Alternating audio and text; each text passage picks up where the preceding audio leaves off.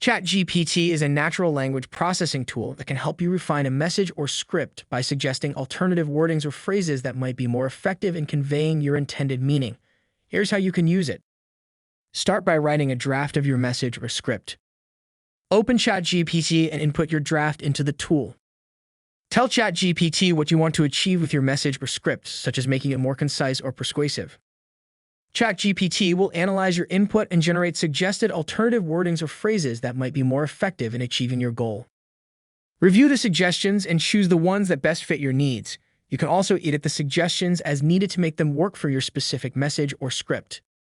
Once you're satisfied with your refined message or script, you can use it in your communications. By using ChatGPT, you can save time and effort in crafting effective messages and scripts and communicate more effectively with your audience. Thanks for watching, and don't forget to subscribe for more updates on the latest and greatest in artificial intelligence.